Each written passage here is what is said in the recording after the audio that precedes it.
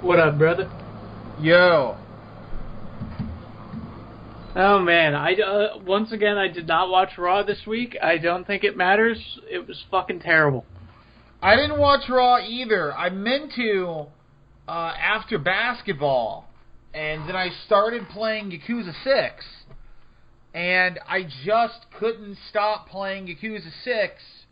And Yakuza is one of those games where it goes on and on and on, and there were probably 5 or 6 different points where it does the, alright, this is the point of no return. We're getting on this boat, we're never coming back. Buy all your items, do all your side quests, level everything up, because we're here until the post game, boys. And then, no, there's just 12 more hours of Japanese mafia drama. Japanese hullabaloo. Yeah, that game is so wacky. It's 6 is the first game in the series that has the new engine, where everything's a lot more lifelike. Items have physics to them. If you're fighting an office, for example, you're throwing dudes around into desks, the paper goes flying, and there's a lot more particle effects going on and stuff. But they had to rip out a lot of the story, a lot of the side quests. There's not as much content. There's only one fighting style. So the fighting is just walk around, pick up a bicycle, hit the triangle button to do the special attack, kill the man with the bicycle. It's kind of boring. That kind of sucks, because I thought the multiple fighting styles was really cool, because, I played Zero, I didn't get crazy into it, but I did like that there were, I think, 4 different fighting styles, which was pretty cool. Zero is a great game. If you're just a guy sitting around unemployed in a basement over the summer, recently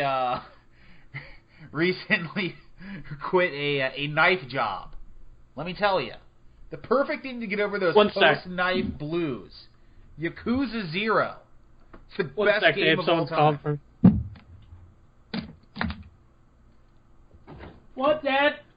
Want to go recording my sorry, you don't want to go driving now. Well, I'd be down like 40 minutes, but I'm guessing you're on a schedule. No, her mom will be home in 40 minutes, so. Okay. Sorry, Dad, I gotta do this.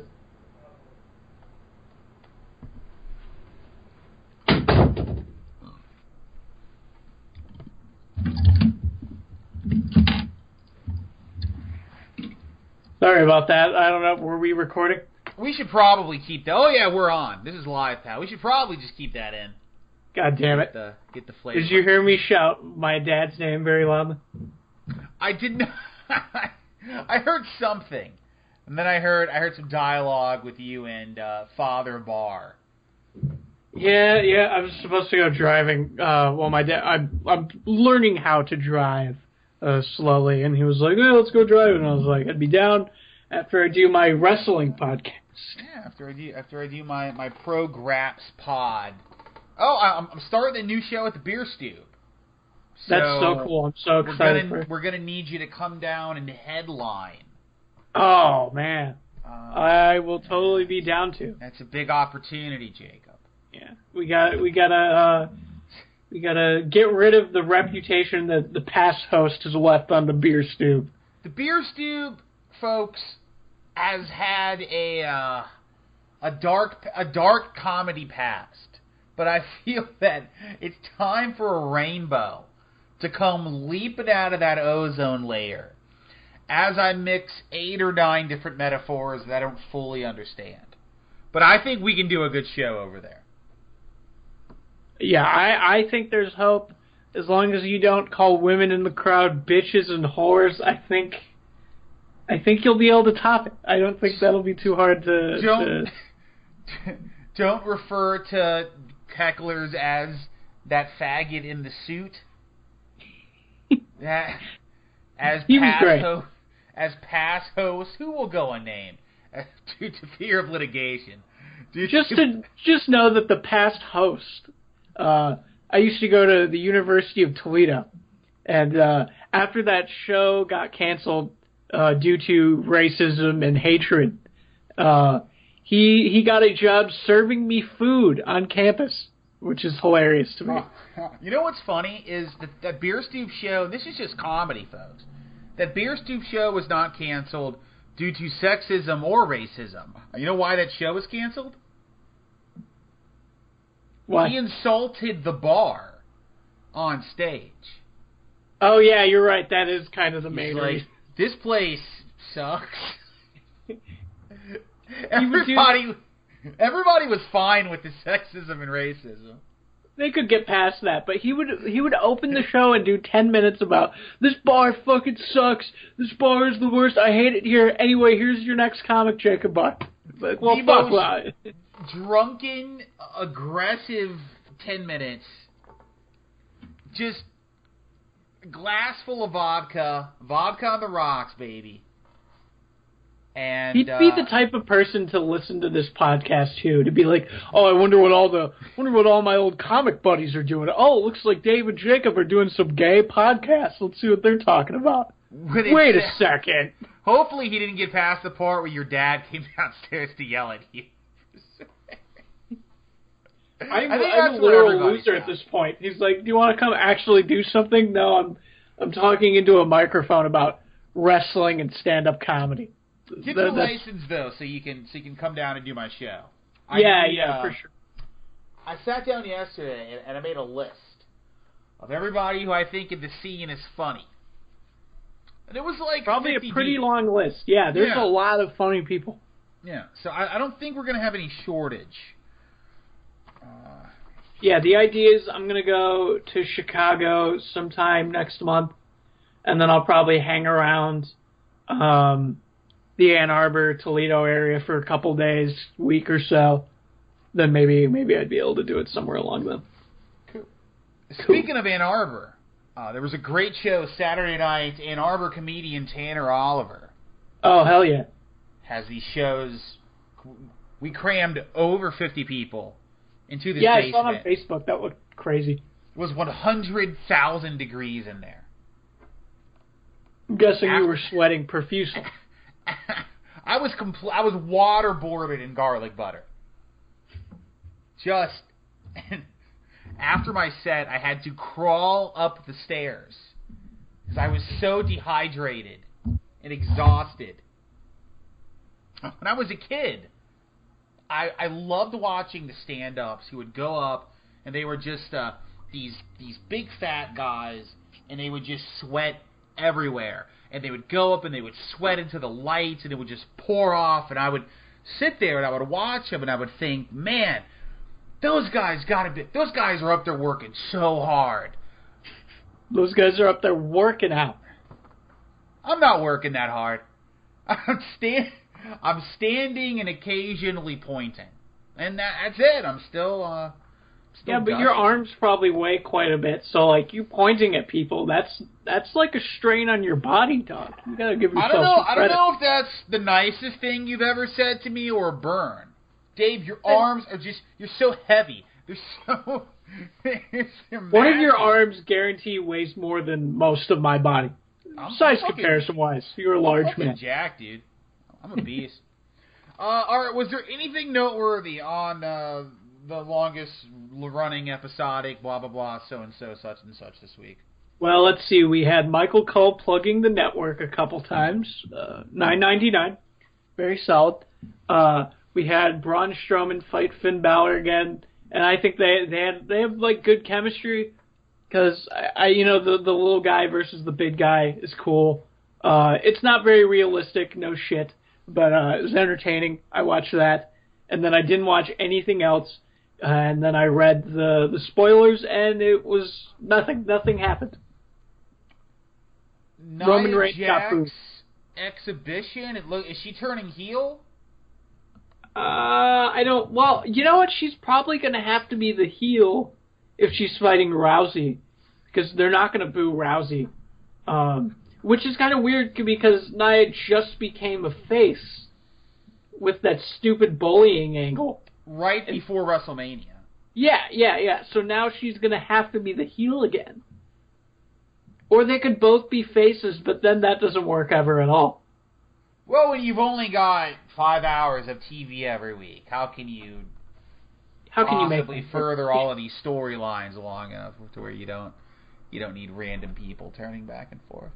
Oh my God! Sami Zayn came out and apologizes for the Bobby Lashley segment last week. That's pretty funny. That segment was terrible. Let's see. I'm just reading the end of it to see what happens. Yeah, it ends with Sasha Banks winning and going to the women's Money in the Bank match. So who cares? Nothing happened. So you're dieting. I've heard a word on the street is you're trying to lose some weight. I'm trying. It's very frustrating. It's very hard. Very cranky. I have a gout. I'm a man. I'm a man with gout. I'm a man on the... I was upgraded to the strongest gout medication that they make. Does it get you high? No. Just not. You can't get fucked up off gout medication? Dude, if I could start snorting Uloric, believe me, I would. 40 milligrams, baby. Uloric. That sounds like another disease, like comparison to gout. Like that just sounds bad. Or like some kind of RoboCop drug. Yeah, for sure. You take Uloric, you enter the dream state. Hell yeah. Never seen RoboCop. I think we've already talked about how I've never seen RoboCop.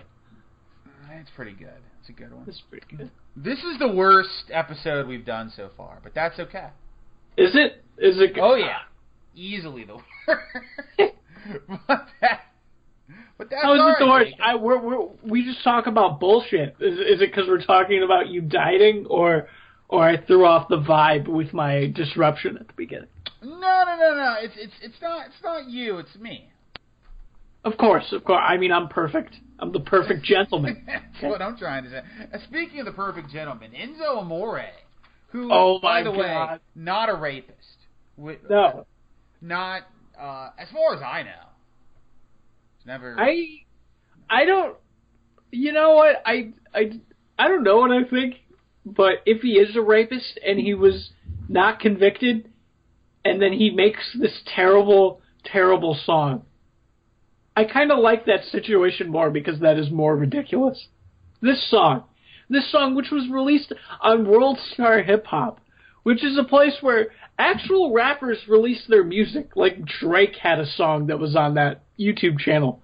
And this week, Enzo Amore, now going by Real One, just Real and then the number one, releases a song with the line, pardon my French, middle finger to the ceiling, gripping on my consensual penis, you lying ass hoe. He hates wrestling fans as well, which yes. I think that Enzo in this music video, where he is calling out the losers and the fatties and the haters of the world, this should be Roman Reigns' gimmick. Yeah, this should be what he goes on TV and does. I totally agree now after seeing that done. After seeing, like, the first part of the music video is just him just yelling at this fat guy, like, oh, you you can do an Enzo Amore impression, I can't. But hey, I'm walking over here. I'm not raping over here. I'm having consensual intercourse. Hey, look at this guy over here. Hey, he's fat and he's tweeting at me and he's saying that I'm a rapist, but I ain't no rapist. He's saying I raped that girl over here, but I really done did it over there, over here, over there, over here. Oh, so I'm dropping a mixtape and it's going to have 10 tracks with a big cast. It's going to be one of the features. This song features the line, I got a lot less to prove than you. Only thing I put in that pudding was proof. Because he's not Cosby. You know, He specifically says I ain't no Bill Cosby. He says it a lot. He says it explicitly like 7 or 8 times. Which honestly makes him seem more guilty, the fact that the entire song is saying, hey guys, I'm innocent. I'm of exactly two minds about this song. If Enzo Amore is trying to launch a new wrestling gimmick, and he's, I hate the fans, fuck you, I'm showing the haters, I'm not a rapist. Redemption tour. That's a character trait. As a hero, I think that's a fascinating. I think that, I think it might be a little spicy. It might be a little spicy for WWE. Agree. But I think it's fascinating. I think it's I think that is like Gold Dust in 1995 level, like subversive, transcendent, bizarre television. If he is trying, but on the other side of this, if he is trying to launch a new career as like Riff Raff, we've already got Riff Raff. He already we have exists. like 10 Riff Raffs. They're who are, just as charismatic as Enzo, and he's like a famous guy, but he's not like a movie star famous guy. In 6 months, no one's gonna. People aren't gonna remember who Enzo Amore is. Yeah, and people only remember him now because, hey, that's the rapist over there. Like, no, he doesn't have that much demand.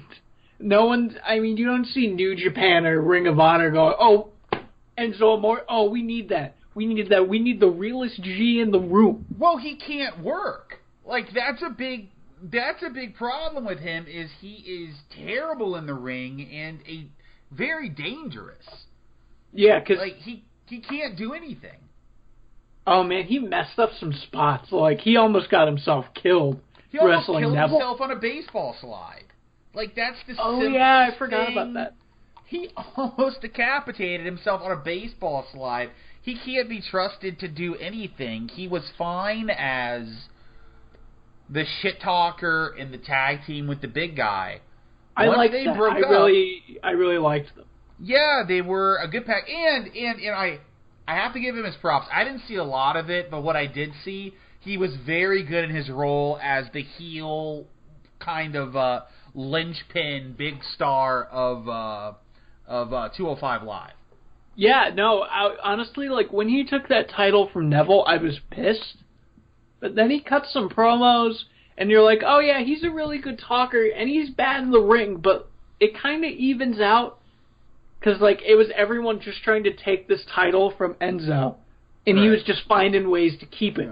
Cheating, but, like, it was part of his character. So, I didn't mind it after a while. But he just can't wrestle. No, he's very charismatic, but if he's expected to carry matches, he can't do it. So that's going to limit what his options are. And one of those options, I guess, is spiteful raps. Oh man, it was funny that they paired him with Kalisto, who's like the polar opposite of Enzo. Kalisto's great in the ring, but he's trash on the mic. He can't talk at all. So Enzo would be carrying the promos, and Kalisto would be carrying the matches. But it just didn't work because Kalisto is like a black hole of a personality. My favorite thing in wrestling is when they have Kalisto cut those promos on the pay-per-view pre-shows, and he's just like, he's terrified, and he's like, I just want to say, that, you get in the ring with me, I'm going to try the best, and, I'm never going to not work hard, because, the fans are good to me, the universe, and I need to win the match. And then Booker T's like, all right, player, I feel you. Yeah. That's good. That's good. My man, he's just making fun of him. Did you ever see that promo Kalisto cut on, like, SmackDown? It's just terrible, and then right at the end, he botches it so bad, he just walks away. He just gets so mad, he can't even do it. He just walks away on live TV. That's all of his promos. He's fascinating. He's like, I was gonna almost say specific names, but we don't need to get mean on the Chris Benoit Weekly Podcast. Wow, we can't be mean-spirited on the Chris Benoit Weekly Podcast. But who were, watching like... Callisto is like watching certain regional comedians. I'll put... I know who you're probably talking about. We ran the ropes. But in the ropes. No. Oh, okay. Now I specifically know who you're talking about. It doesn't really matter. Travis Dusha. Anyway, so Enzo Amore did, probably not a rapist. Definitely not a rapper. What if he watches this, man? Now we're gonna have to cut this out. Nah, that'd be fine. I think you'd see it and be like, "All right, I guess they have a point." He knows. We love you. We love you, buddy. We do. We're fascinated by you, but we do love you. We gave each other a little bit of homework this week. Yes. We each recommended a match to each other. You recommended to me Naito versus Kenny Omega from the G1 Climax 2016. I recommended to you Jeff Jarrett versus Kurt Angle from I think Genesis 09. Genesis 2009. Give me a little bit of the backstory on Naito Omega and why it was such a big deal. Because I watched the match, but I don't have the context for the build-up and why everything was such a big deal. Okay, so the cool thing with New Japan is that what they do really well is crazy long-term booking. They'll tell stories that are done primarily in the ring. There's promos that are thrown back and forth, but for the most part, the stories tell from the match and the match outcome. So New Japan is set up where there's usually about 4 or 5 top stars. So at this time, the top 4 are Tetsuya Naito, Kenny Omega, Kazuchika Okada, and Hiroshi Tanahashi. So the G1 Climax is this big tournament at the end of the year where the winner will go on and will fight the IWGP Heavyweight Champion in the main event of Wrestle Kingdom. So a couple of years before this tournament, Tetsuya Naito wins the G1 Climax as a face. At this point, he is known as the Stardust Genius, which is a terrible nickname. And he wins the tournament, and he declares himself the big star. He declares himself the head honcho, the big cheese. But the fans don't really like him that much. They're like, Tetsuya Naito, you're kind of cool, but you're not like Okada. You're not like Tanahashi. And you're not like, at this time, I think Ibushi was a top star there too. So he's not as good as the top guys. So Wrestle Kingdom 8 rolls around, and the top 2 feuds there are Tetsuya Naito, since he won the G1, he was going to fight Okada. But the other match was Hiroshi Tanahashi versus Shinsuke Nakamura, which was way more hyped, and people thought it was going to be way better. So the fans voted for which match they wanted to see as the main event. And Tetsuya Naito lost the vote. So his match was not the main event. And then he lost the match. So it was a big fall from grace. So what Tetsuya Naito does, he leaves New Japan. He's like, fuck this, I'm out of here. And he goes to CMLL, the Mexican company.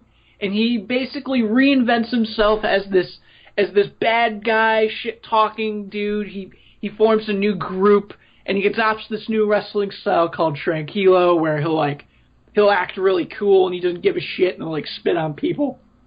So then he comes back to New Japan the year of the 2016 G1 tournament, and he's a totally new person. People are loving him. He's got all this swagger, and he's fighting up the tournament. He's fighting up the G1. I think he defeats Hiroshi Tanahashi, and he defeats a bunch of other top guys to get to the semifinals where this match is. But he has to go through Kenny Omega, who is also a top rising star at this point after leaving the junior division and becoming the leader of Bullet Club. And this match specifically has tons of underlying storyline effects going towards the future, where each of these two characters are becoming top stars, and they're setting up feuds for down the line. So there's a lot of booking, and there's a lot of little story jabs going into it. This match is fucking great. Oh, yeah. Was well over a half hour. Usually I am give me Give me a 14, 15-minute match.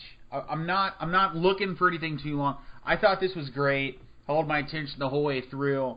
I really, something I really appreciate about Kenny Omega is he reminds me of The Rock in that he has a lot of signature motions. Like when The Rock would throw his punches, he would do that little shake with his foot. Yeah.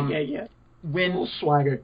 Yeah, every time Omega sells a punch, the way he contorts his entire body, he twists his entire body, and if you do like a drop kick to his knee, he'll fly backwards a knee first.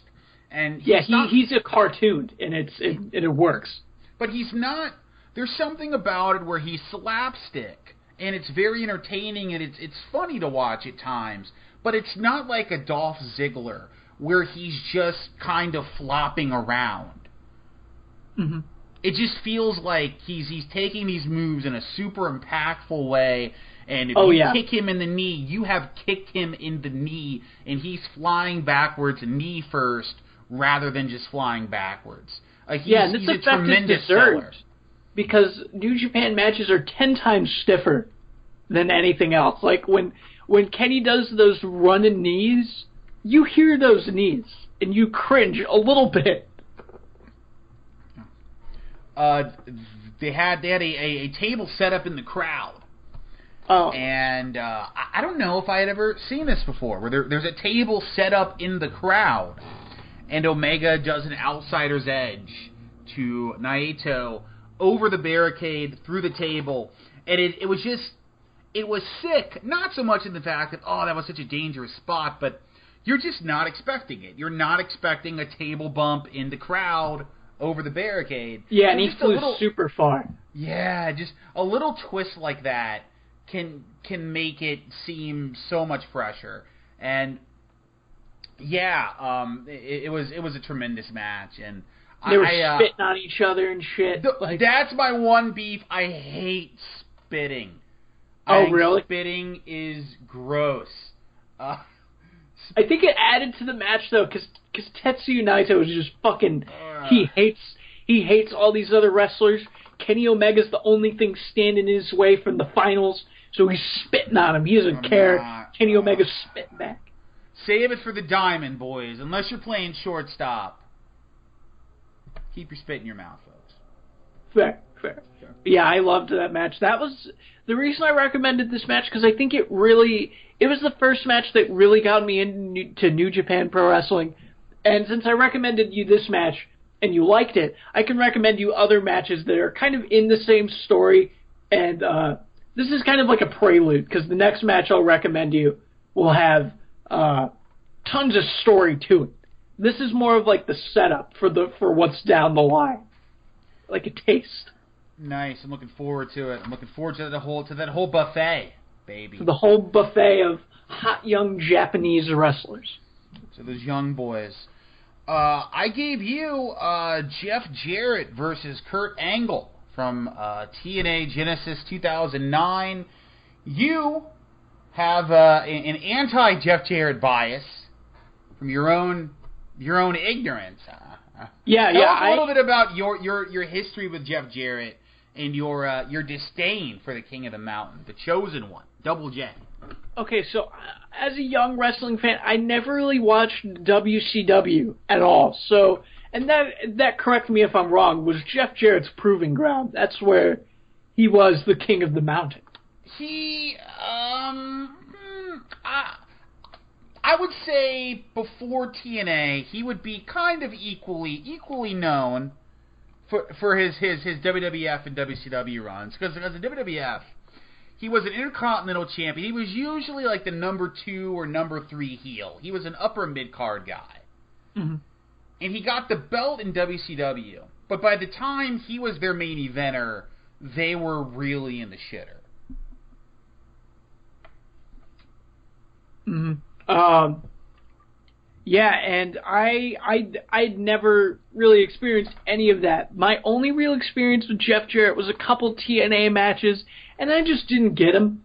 I liked it. He had a match with Christian Cage, who's my favorite pro wrestler of all time, And that was a cool match, but that's mainly because I was like, oh yeah, Christian's going to win the NWA heavyweight title. Oh, it's going to be badass. And I was like, who's this fucking Jeff Jarrett guy? His finishing move is stupid, but I kind of like it. And this was my first real experience with him in an actual feud with like Kurt Angle, which I know is a very storied feud. Why don't you give us a little history on Jeff Jarrett and Kurt Angle's hatred of one another?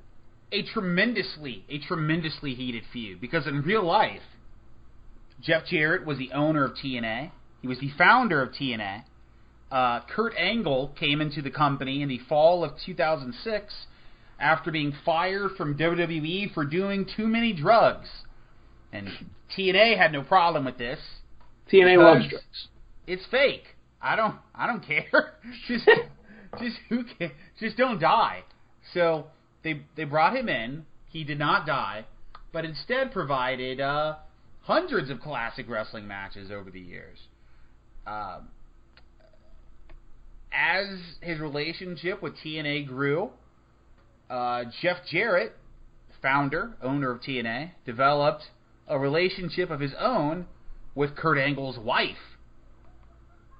And one day, the affair was made public.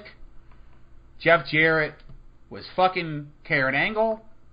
Karen Angle ended up taking the kids. She's a stripper, correct? Yes. Side note. Okay. Yeah. Said to make sure. Yeah, Kurt and Karen met in a Pittsburgh strip club. She was apparently the hottest stripper in Pittsburgh. Romeo and Juliet shit right there. And now she looks like the hottest chick on the BBW section of clipsforsale.com. What the fuck is that? Yeah, but she...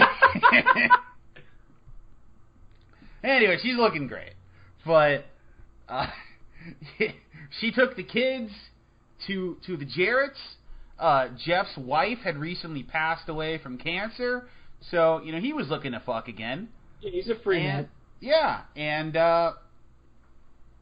so Jeff Jarrett had taken Kurt Angle's family in real life, and then they had a feud on television.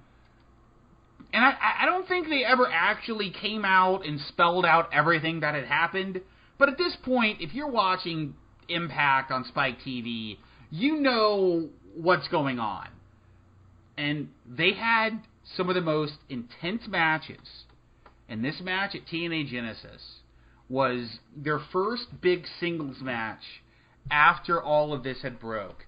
And Kurt Angle used this opportunity to kick the shit out of Jeff Jarrett. And it was very clear that's what he was doing. There was no holding back with Angle.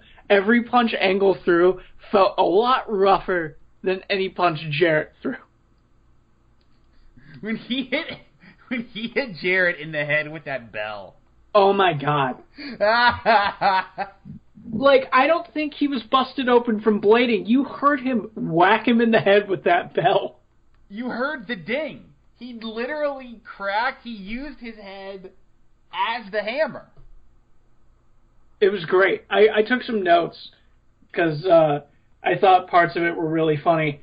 The opening, since I had no real background on this, was Rhino involved in this feud? Because at the beginning of the match, they just suddenly cut to Rhino just destroying shit in the backstage area.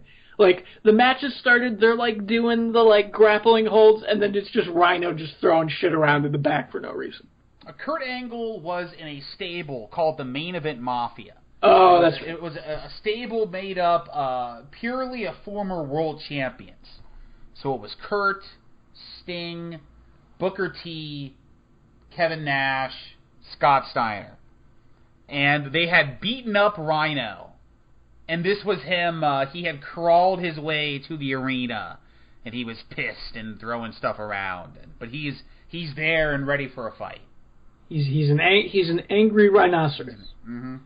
There were a couple of things, I thought the beard to the face, that was cool. But what was kind of surprising was the crowd was pretty split.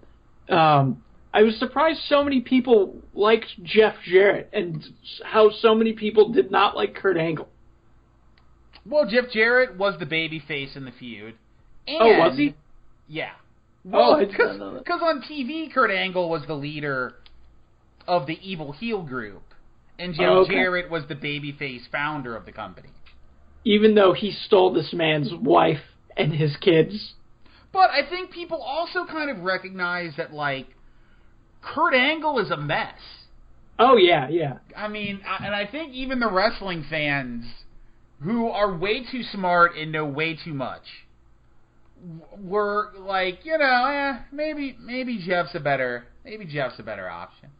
Yeah, true. Yeah, because Kurt Angle, he was a big drinker. Jeff Jarrett ended up being a crack addict, which we did not know. Yeah, Jeff Jarrett, like, he recently went through WWE sponsored rehab for crack addiction. Oh, wow. That's unexpected. There's video on YouTube of him in Mexico, all cracked out and fucking. Oh yeah, I'm gonna have to watch that. That sounds. He's a mess. Yeah, the chosen one.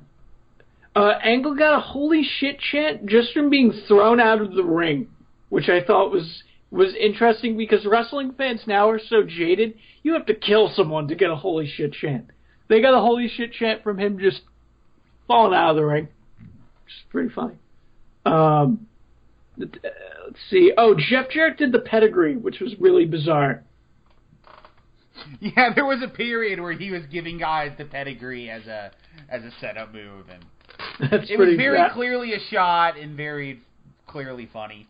Oh yeah, but the funniest part of the match was the finish of the match, which I'm pretty sure was supposed to be Jarrett hitting him with the guitar, but he picks up the guitar and it's broken.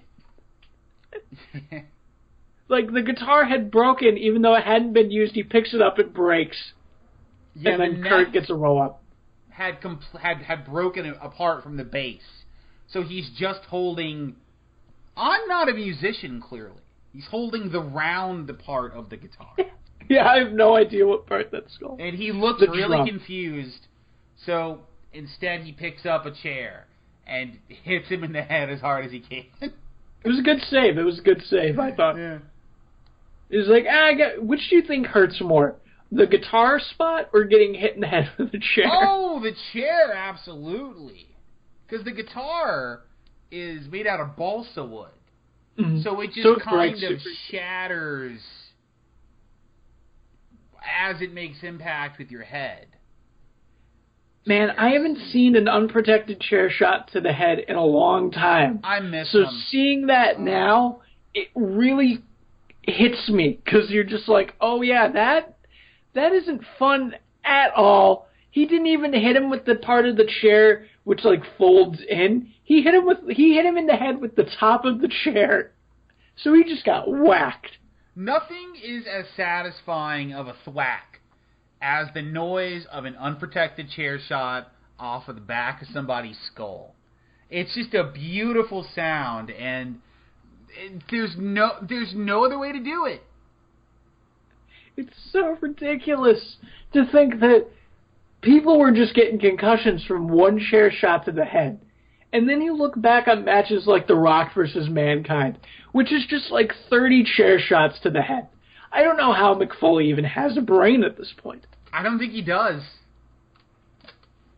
He said he like can't feel like his left leg, like he can walk on it, but there's no feeling in it, which is pretty funny. I bet Mick Foley's day-to-day existence is pretty terrifying. Oh yeah, because he's probably got, let's see, how old is Mick Foley? Let me check. Sidetrack, but he's like kind of the definition of why chair shots to the head aren't cool, along with the title of this podcast, Chris Benoit, R.I.P. Mick Foley's 52. I don't think he'll make it to 60. By the way, I'm going to go on the record. I think chair shots to the head are very cool. I think because the key here, not my brain. True. If it was my brain, maybe I'd have a different opinion on it. Like me, anti-abortion, because Jacob, I've been hanging out with John Holly a lot. Jacob, I will never. I made the decision I will never get pregnant. True. And it's not our problem.